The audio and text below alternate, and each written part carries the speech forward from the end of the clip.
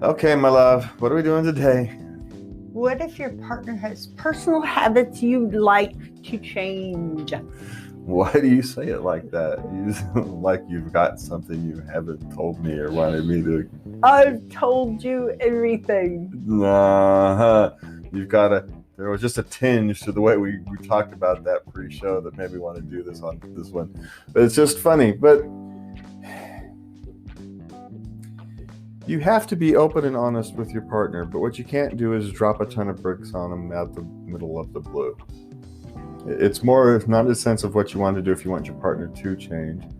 It's what you want to ask them to do. You want to think about the smallest possible change you can ask for that you would tolerate. And you want to make sure that it doesn't come at them from left field 3 years later. You don't want to hold this in for 3 years and then all of a sudden dump a boatload of emotion and resentment on them, because it's not fair to them either. You've built up a boatload of emotion and resentment, and then all of a sudden they're expected to deal with it when, as far as they've known, everything's been fine because you haven't been open and honest. So you have to understand your role in this, that whatever it is, you weren't expressive enough early on.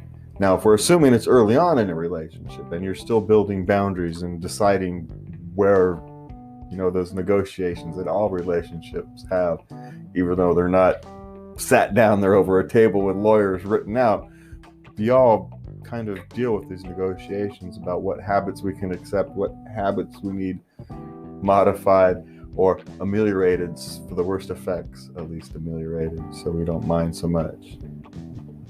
In the old days, the men would get the garage and the women would get the rest of the house. You get to decorate the rest of the house, but the men would get their office in the garage.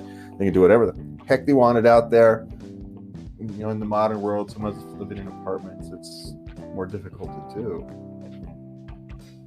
But the same concept is everybody needs to be given their own individual space, someplace where they can be themselves, have their unique imprint. But also, understand that the other person needs it too. That when you're talking about when you need someone to change habits, well, maybe it's you that needs to change perspective. That can't be off the table.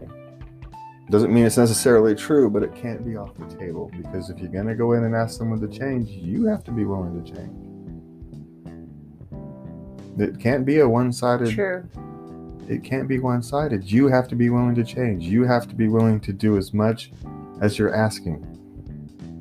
And if you're in a one-sided relationship, well, then are you in a relationship? That's a different question. And we're not talking about a 3-4 month or sometimes even a couple years if someone's going through graduate school or something. Sometimes relationships get one-sided for a period of time for reasons. And we have to accept that or not.